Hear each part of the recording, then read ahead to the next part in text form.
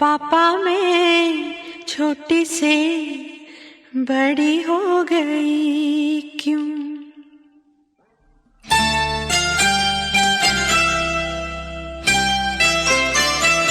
पापा मैं छोटी से बड़ी हो गई क्यों? पापा मैं छोटी से बड़ी हो गई क्यों? पापा की निगाहों में ममता की बाहों में, पापा की निगाहों में ममता की बाहों में कुछ दिन और रहती तो क्या बिगड़ जाता?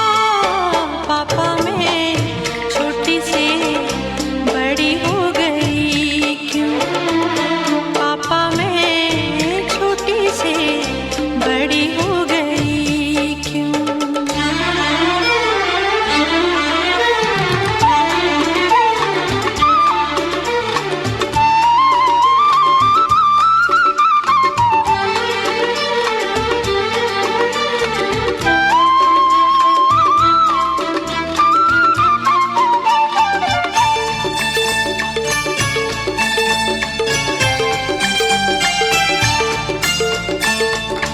गया वो बचपन, गए वो सपने, बेगाने हो गए सारे वो अपने।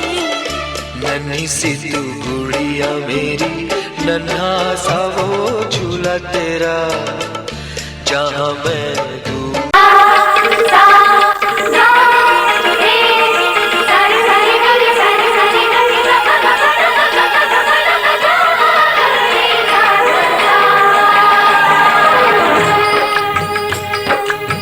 चुटकी भर सिंदूर से तूने मेरी मांग सजा दी।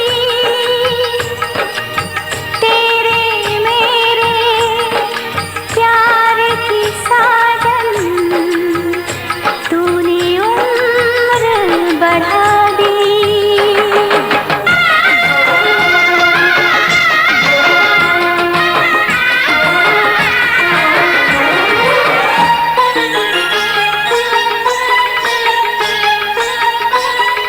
बिंदिया बोले कजरा बोले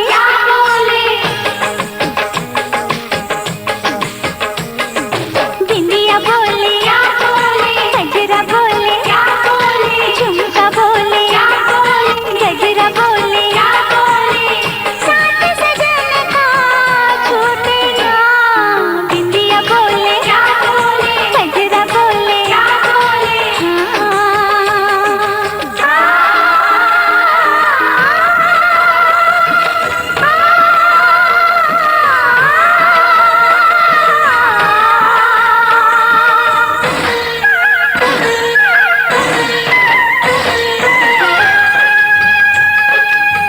पवन बसंती मन मधुबन से ये संदेश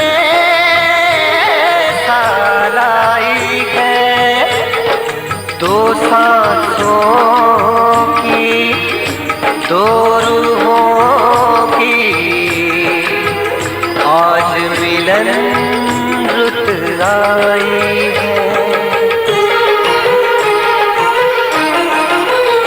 तुझे देखा तुझे चाहा तुझे प्यार किया, घड़ी घड़ी सिर्फ तेरा इंतजार किया। यहाँ जाऊँ वहाँ जाऊँ तुझे देखूँ तुझे पाऊँ, बिना तेरे कहीं लागे नहीं मोह।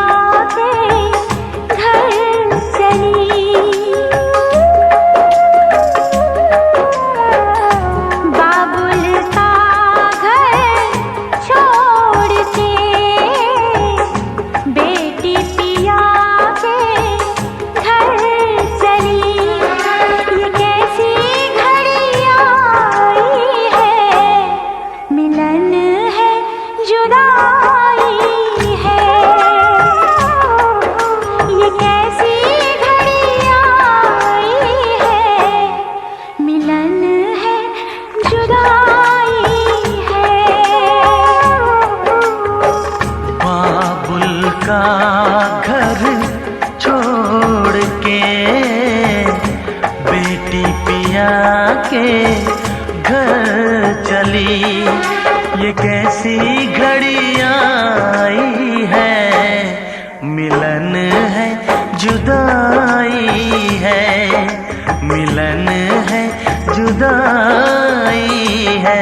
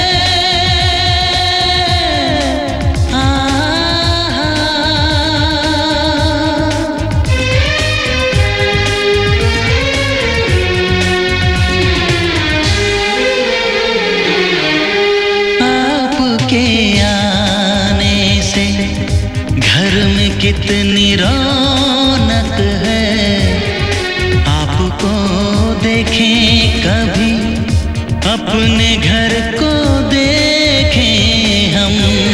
आपके आने से घर में कितनी रौनक है, आपको देखें कभी अपने घर को देखें हम खुश हुए, हम खुश हुए, हम खुश हुए,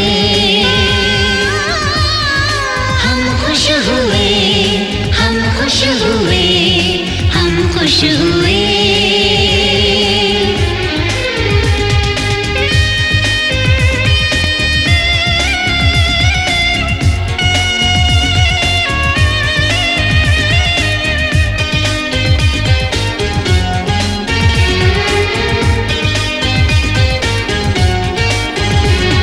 कितनी सुनी सुनी थी वो मेरी रातें, कितने सुने सुने